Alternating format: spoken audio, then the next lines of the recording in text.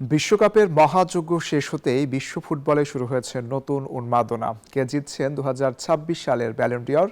স্পেনের বিশ্বজয়ের পর রদ্রি ও লামিনে ইয়ামালের নাম যেমন আছে, তেমনই আলোচনায় আছেন লিওনেল মেসি, কিলিয়ান এমবাপ্পে ও হ্যারি কেনের মতো তারকারাও। বিশ্বকাপ শেষ, এবার ব্যক্তিগত শ্রেষ্ঠত্বের মুকুট ব্যালন ডি'অর জয়ের লড়াই। স্প্যানিশ দৈনিক মার্কা বিশেষজ্ঞদের মতামতের ভিত্তিতে তৈরি করেছে শীর্ষ তালিকা, যেখানে সবচেয়ে এগিয়ে স্পেনের দুই বিশ্বজয়ী তারকা রদ্রি ও লামিনে ইয়ামাল।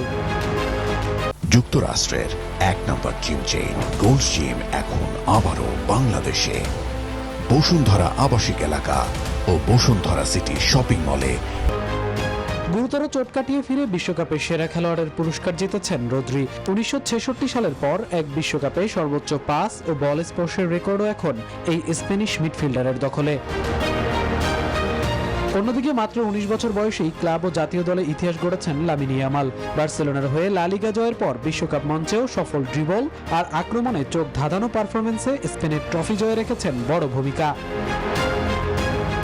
বিশ্বকাপ হাতছাড়া হলেও ৩৯ বছর বয়সে ৮ গোল ও ৪ অ্যাসিস্টে আর্জেন্টিনাকে ফাইনালে তুলে লড়াইয়ে টিকে আছেন লিওনেল মেসি।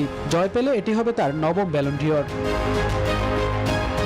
অন্যদিকে বিশ্বকাপে গোল্ডেন বুট ও ১০ গোলের রেকর্ড করেন কিলিয়ান এমবাপ্পে। তবে এবছর রিয়াল মাদ্রিদ ও ফ্রান্সের হয়ে রয়েছেন শিরোপাশূন্য। বায়ার্ন মিউনিখের হয়ে ডাবল জয়ী হ্যারি কেইন এবং পিএসজির হয়ে চ্যাম্পিয়ন্স লিগ জয়ী উসমান দেমবেলেও রয়েছেন সমীকরণে। তবে ব্যালন ডি'অরের নিয়ম অনুযায়ী শুধু বিশ্বকাপ নয়, পুরো মৌসুমের পারফরম্যান্সই নির্ধারণ করবে সেরা তারকাকে। সব জল্পনা কল্পনার অবসান ঘটবে আগামী ২৬ অক্টোবর। লন্ডনের জমকালো মঞ্চে ঘোষণা হবে ব্যালন ডি'অর জয়ীর নাম। মামুনুর রহমান, নিউজ 24।